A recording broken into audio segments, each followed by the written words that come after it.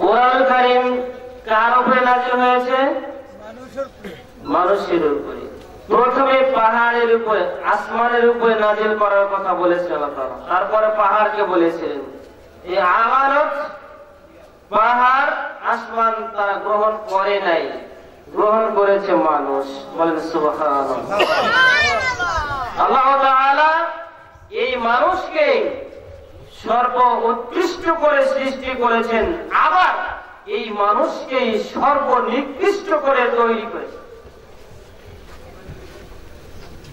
আমার পূর্বে শেখ জাহিদ হোসেন আস-সাইফি ভাই চমৎকার একটা আলোচনা করছিলেন একটা টপিকের উপর, একটা বিষয়ের উপরে। এই বিষয়টি ছিল নামাজ পড়েও মানুষ জাহান্নামে যাবে।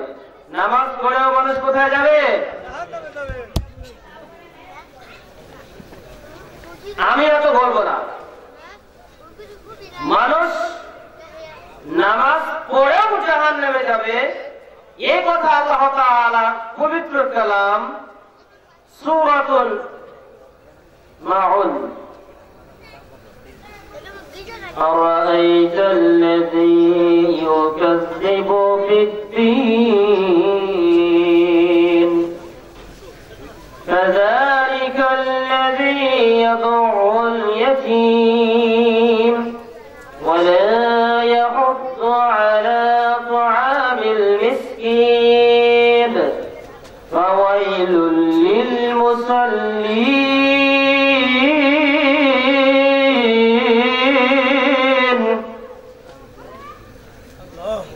কে বলেন? আল্লাহ তাআলা। ফাওয়াইলুল লিল মুসাল্লিন, যারা মুসাল্লি, যারা নামাজি, এদের জন্য হচ্ছে ওয়াইল। জাহান্নামের একটা নাম রয়েছে ওয়াইল জাহান্নাম। এই ওয়াইল জাহান্নামটা রয়েছে নামাজিদের জন্য। কোন শ্রেণীর নামাজি? পরে আয়াতগুলিতে আল্লাহ তাআলা এই নামাজিদের বর্ণনা দিচ্ছেন। এরপরে বিশ্বনবী মুহাম্মদুর রাসূলুল্লাহ সাল্লাল্লাহু আলাইহি ওয়াসাল্লাম বলছেন, তিন শ্রেণীর মানুষ জান্নাতে যাবে না। কয় শ্রেণীর মানুষ? তিন শ্রেণীর মানুষ জান্নাতে যাবে না। এক শ্রেণীর মানুষ হচ্ছে যারা আল্লাহর সাথে শিরক করবে। যারা আল্লাহর সাথে শিরক করবে তারা জান্নাতে যাবে না। যারা জান্নাতে যাবে না তারা কোথায় যাবে? যারা জান্নাতে যাবে না তারা জাহান্নামে যাবে। জান্নাতে যাবে না সে মানুষ নামাজ পড়ে আবার শিরক করে, এরা জান্নাতে যাবে না। জান্নাতে না গেলে তারা জাহান্নামে যাবে। দুই নম্বরে ওই ব্যক্তি মুদমিনুল খামার, নেশাদার দ্রব্য পানকারী ব্যক্তি, নেশাদার দ্রব্য পানকারী ব্যক্তি জান্নাতে যাবে না। জান্নাতে না গেলে কোথায় যাবে? এবার আল্লাহ তাআলা বিশ্বনবী মুহাম্মদুর রাসূলুল্লাহ সাল্লাল্লাহু আলাইহি ওয়াসাল্লাম এত সুন্দর চমৎকার করে বলেছিলেন, যারা পিতা মাতার সাথে সদাচরণ করবে না, যারা পিতা মাতার সাথে সদাচরণ করে না তারাও জান্নাতে যাবে না। নামাজ পড়ে পিতা মাতার আদর করে না, নামাজ পড়ে পিতা মাতাকে খাবার দেয় না, পিতা মাতার খোঁজ খবর নাই না, নামাজ পড়ে মসজিদ কমিটির সদস্য থাকে, মাদ্রাসা কমিটির সদস্য থাকে, ভালো ভালো অ্যারেঞ্জমেন্ট করে গরিব মানুষদেরকে খাওয়ায়, কিন্তু বাড়িতে বৃদ্ধা মা রয়েছে তার খোঁজ রাখে না, এই ব্যক্তি জান্নাতে যাবে না। এখন বলেন আল্লাহ তাআলা তাই বললেন, হে নবী তুমি বলে দাও, কুল ইন কুনতুম তুহিব্বুনাল্লাহ, তোমরা যদি আল্লাহকে ভালোবাসতে চাও, আল্লাহর ভালোবাসা যদি পেতে চাও, ইউহিব্বুকুমুল্লাহ, কুল ইন কুনতুম তুহিব্বুনাল্লাহ ফাত্তাবিউনি, তাহলে তোমরা আমার অনুসরণ করো। রাসূলের অনুসরণ, রাসূলের অনুকরণের ভিতরে রয়েছে পিতা মাতার খেদমত করতে হবে। বুঝতে পারেন না? রাসূল সাল্লাল্লাহু আলাইহি ওয়াসাল্লাম বলছেন, তোমরা যদি আল্লাহকে ভালোবাসতে চাও, আল্লাহর ভালোবাসা পেতে চাও, তাহলে আমি নবী আমাকে অনুসরণ করো। নবীকে অনুসরণ করতে গেলে পিতা মাতাকে খাবার দেওয়া লাগবে। বুঝতে পারেন না এই কথা? একটা মানবেন আর একটা মানবেন না। আমার সুবিধা মতো আমি মানবো, তাহলে কি হবে? ইসলাম কি কাউরি সুবিধা মতো চলে না একজনের কথাই চলে? যিনি বিশ্বনবী মুহাম্মদুর রাসূলুল্লাহ সাল্লাল্লাহু আলাইহি সাল্লাম, তার কথাই ইসলাম চলে, অন্য কারোর কথাই ইসলাম চলে না। সম্মানিত হাজিরিন, বিশ্বনবী মুহাম্মদুর রাসূলুল্লাহ সাল্লাল্লাহু আলাইহি ওয়াসাল্লাম তিনি বলেন, লা ইউমিনু আহাদুকুম হাত্তা ইয়াকুনা হাব্বা ইলাইহি মিন ওয়ালিদিহি ওয়া ওয়ালাদিহি ওয়ান নাসি আজমাইন। সুবহানাল্লাহ। সম্মানিত হাজিরিন, উপস্থিত মুসল্লিয়ান কিরাম, পর্দানিশ মা ভগিনীগণ, বিশ্বনবী মুহাম্মদুর রাসূলুল্লাহ সাল্লাল্লাহু আলাইহি সাল্লাম বলেন, দুনিয়ার মানুষ শোনো, ও দুনিয়ার মানুষ শোনো, তোমরা ততক্ষণ পর্যন্ত ঈমানদার হতে পারবে না যতক্ষণ পর্যন্ত আমি নবী মুহাম্মদকে তোমরা তোমাদের পিতামাতা, আত্মীয়স্বজন, পৃথিবীর যত মানুষ রয়েছে সকল মানুষের চাইতে আমি নবীকে ভালো না বাসবে, আমি নবীকে মহব্বত না করবে, ততক্ষণ পর্যন্ত তোমরা জান্নাত যেতে পারবে না, আল্লাহর ভালোবাসা পাবে না। লা ইউমিনু আহাদুকুম হাত্তা ইয়াকুনা হাব্বা ইলাইহি মিন ওয়ালিদিহি ওয়া ওয়ালাদিহি ওয়ান নাসি আজমাইন। বুখারীর হাদিস। সম্মানিত উপস্থিত মুসল্লিয়ান কিরাম, আমরা আল্লাহকে ভালোবাসতে চাই, আল্লাহকে ভালোবাসতে চাই না কে? দেখেন, হাত তোলেন তো, কে আল্লাহকে ভালোবাসবো না? আমরা সবাই আল্লাহকে ভালোবাসবো, তাই না? এবার বলেন, আমরা আল্লাহকে ভালোবাসবো কে কে? হাত তুলে দেখান। লিল্লাহি তাকবীর,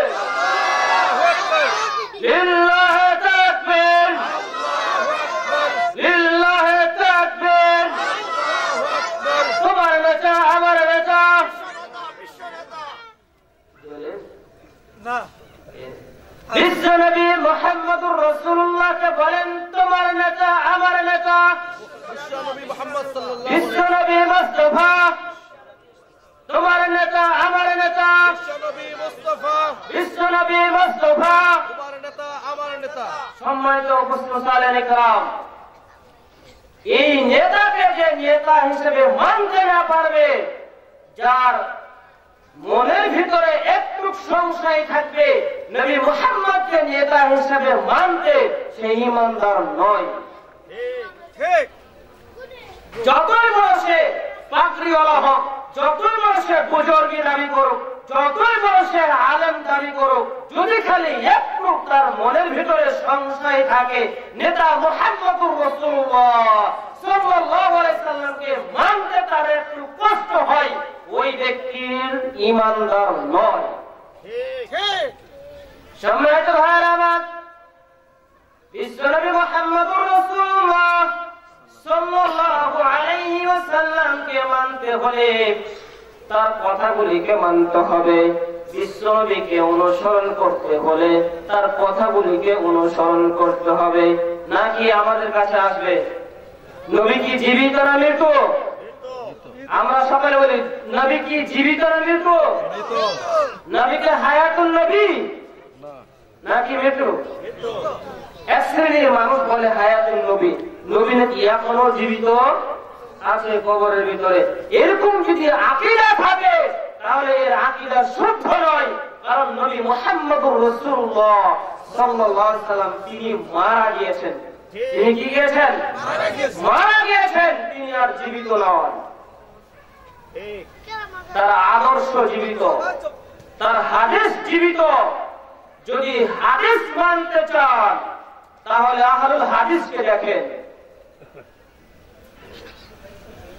আহলুল হাদিস যারা, তাদের ভিতরে বিশ্বনবী মুহাম্মদুর রাসূলুল্লাহ সাল্লাল্লাহু আলাইহি সাল্লামের আদর্শ পাওয়া যায়।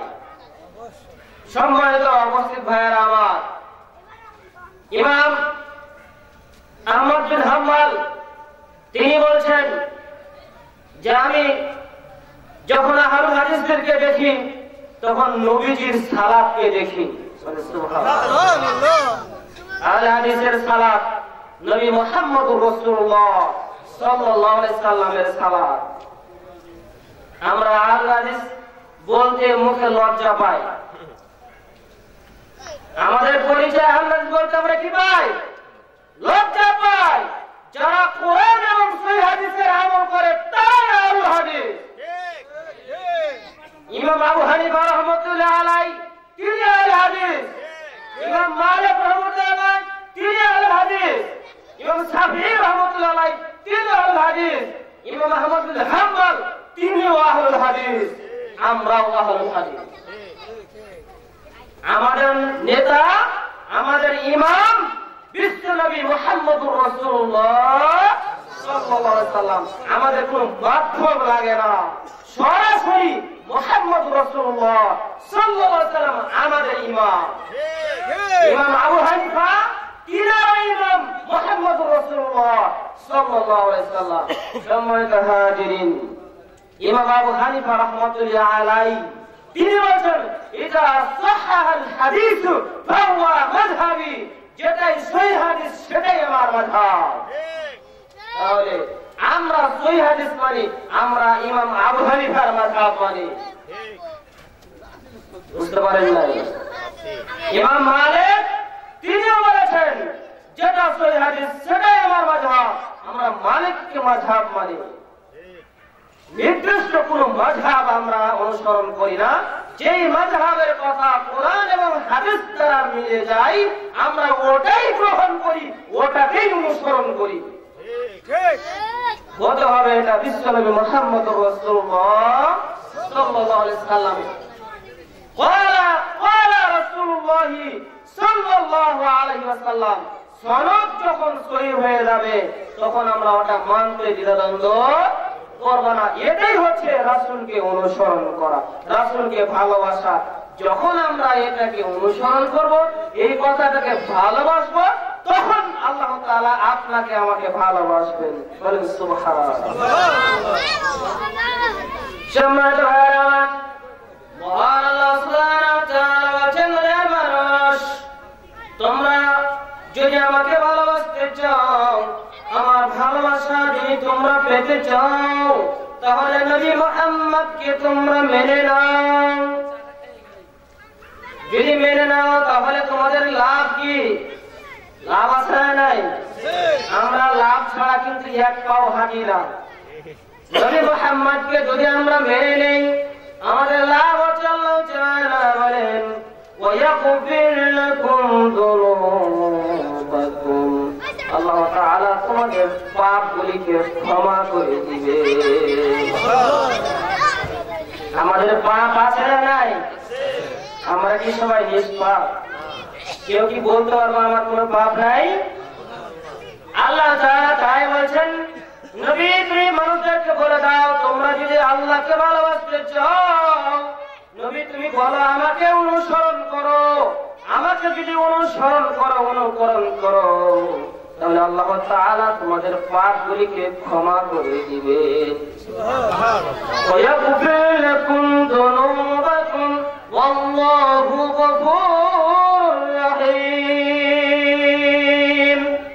আল্লাহ তাআলা বলেন ক্ষমাশীল রহিম, দয়াময়, তিনি ক্ষমাশীল দয়াময়। আল্লাহ তাআলা নিজেই বলছেন আল্লাহ ক্ষমাশীল, আল্লাহ দয়া, আল্লাহ ক্ষমা করেন। আল্লাহ তাআলা 99টি নাম রয়েছে। কয়টি? 99টি নাম রয়েছে।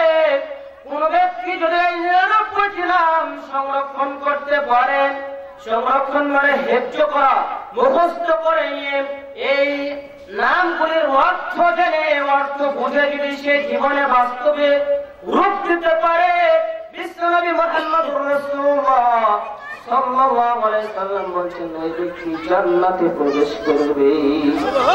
জান্নাতে যেতে বেশি আমল করতে হয় না ভাই, জান্নাতে যেতে বেশি আমল করতে হয় না, অল্প কিছু আমল করলেই জান্নাতে যাওয়া যায়। কিন্তু আমলটা করতে হবে রাসূলের পদ্ধতিতে। কার পদ্ধতিতে? রাসূলের পদ্ধতিতে আমল করতে হবে। যদি আমরা রাসূলের পদ্ধতিতে আমল করতে পারি তাহলে আমাদের জীবনের পাপ মাফ হয়ে যাবে। আর যদি আমরা রাসূলের পদ্ধতিতে আমল করতে না পারি আমাদের জীবনের পাপ মাফ হবে না, ক্ষমা হবে না। এই জন্য রাসূলের পদ্ধতিতে আমল করা লাগবে না লাগবে না? রাসূলের পদ্ধতিতে আমল করা লাগবে না লাগবে না? রাসূলের পদ্ধতিতে আমল করবেন না কে কে হাত তুলে দেখান। রাসূলের পদ্ধতিতে আমল করবেন না কে কে? মাশাআল্লাহ, আমরা সবাই তো রাসূলের পদ্ধতিতে আমল করতে চাই। কিন্তু রাসূল সাল্লাল্লাহু আলাইহি সাল্লাম যে বলেছেন একটি শোক সংবাদ, একটি শোক সংবাদ, অমুক গ্রামে অমুক মারা গিয়েছে, মরহুমের জানাজা নামাজ এতটার সময় হবে। রাসূল যে নিষেধ করেছেন, রাসূল যে নিষেধ করেছেন যে কেউ মরলে তুমি ওটা বলো না, প্রচার করিও না, মাইক দিয়ে হোক আর এমনি হোক। যদি প্রচার করেন তাহলে এটা জাহেলিয়াতের রীতিনীতি অনুসরণ করা হয়। বুঝতে পারেন নাই? আমরা তো মাইকে মসজিদে বলি, আবার হাটে বাজারে রাস্তা রাস্তায় মাইকিং করে বেড়াই, বেড়াই না বেড়াই না? ওই ব্যক্তি কি জান্নাত চায় না চায় না? জান্নাত চাই, ওইও জান্নাত চাই, আমিও জান্নাত চাই। তুমি আবার জান্নাত নিও রাসূলের কথা অমান্য করে, আর আমি রাসূলের কথা মানলে দোষ হয় কেন? সম্মানিত হাজিরিন, মৃত ব্যক্তি কেন্দ্রিক অনেক বিরাট আমাদের সমাজে চালু আছে। মাটি দেওয়ার সমাজে মিনহা খলাকনাকুম ওয়া ফিহা নুঈদুকুম ওয়া মিনহা নুখরিজুকুম তারাতান উখরা, বলি কি বলি না? মাটি দেওয়ার সমাজে আমরা এই দোয়াটা পড়ি না পড়ি না? এটা সূরা তাহার একটি আয়াত। সূরা তাহার ভিতরে আয়াত রয়েছে, আর আমরা এই আয়াতটি পাঠ করে মাটি দিয়ে থাকি, 3 মাসটি মাটি দিয়ে থাকি। অথচ বিশ্বনবী মুহাম্মদুর রাসূলুল্লাহ সাল্লাল্লাহু আলাইহি সাল্লাম সহ সাহাবীদের কোন আমলে পাওয়া যায় না। তাদের আমলে ছিল বিসমিল্লাহ বলে মাটি দেওয়া, বিসমিল্লাহ বলে মাটি দিতে হবে, এটাই রাসূলের আদর্শ। আমরা এই আদর্শকে ভুলে গিয়ে আমাদের হুজুরদের শেখানো আদর্শ আমরা ধরে ফেলেছি, এই জন্য আমাদের আমল বাতিল হয়ে যাবে। সম্মানিত ভাই আমার, তিরমিজির ভিতরে হাদিস রয়েছে যে মৃত্যু ব্যক্তির ঘোষণা দেওয়া যাবে না, তিরমিজির ভিতরে রয়েছে। এরপরে অনেক কথা রয়েছে, প্রায় 90টি ভুল করে থাকি আমরা মৃত্যু ব্যক্তিকে নিয়ে। এতগুলি বলার সময় নাই, শুধু আপনাকে একটা কথা বলবো। জানাজার সালাত শেষ দোয়া, মৃত্যু ব্যক্তির জন্য শেষ দোয়া হচ্ছে জানাজার সালাত। আমরা কিন্তু এই জানাজার সালাতে সূরা ফাতিহা পড়ি না, সূরা ফাতিহা পড়ি না আমরা জানাজার সালাতে।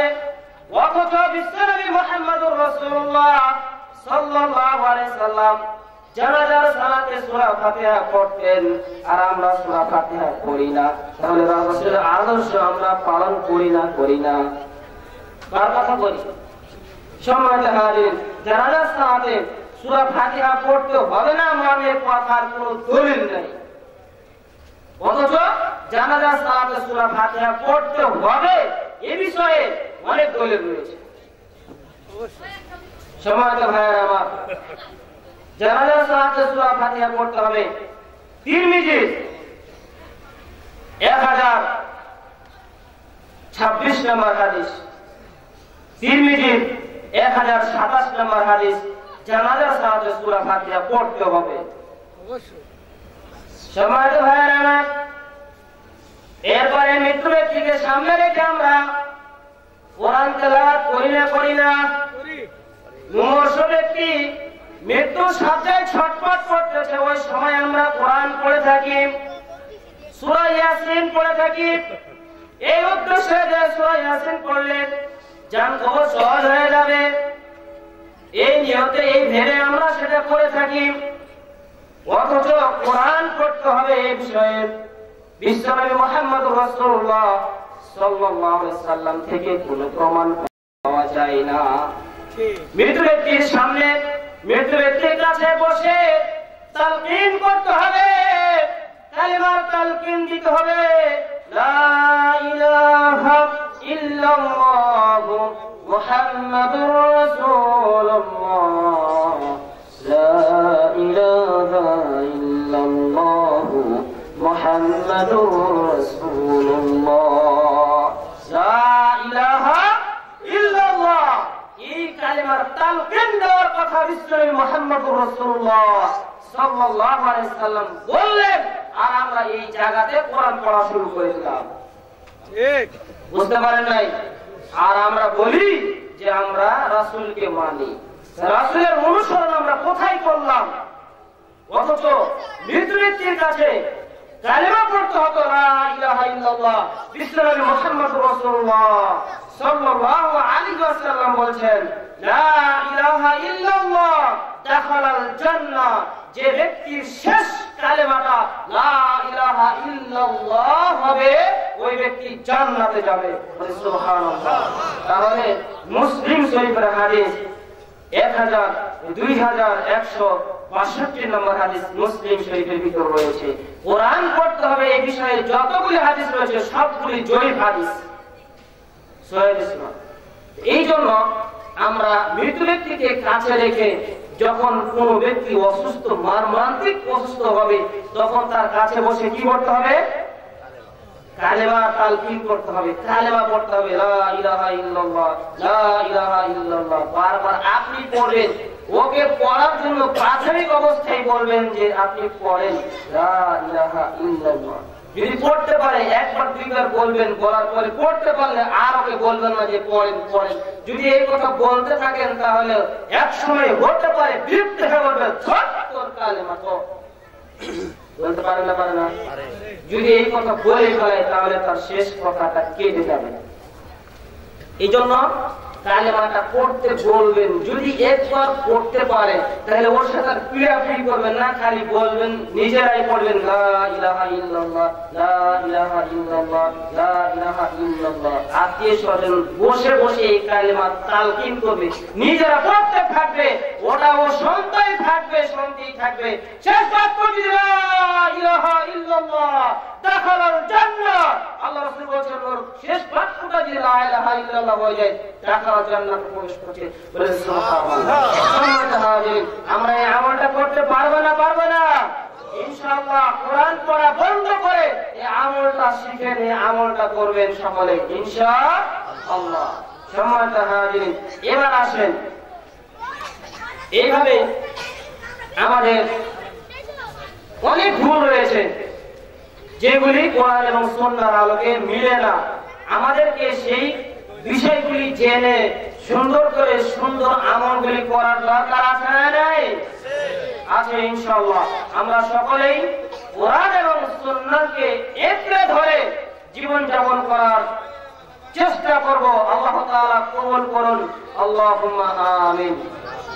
আল্লাহ তাআলা আমাদের সকলকে ছোটখাটো যা কিছু বলেছি আমল করার তৌফিক দান করুন।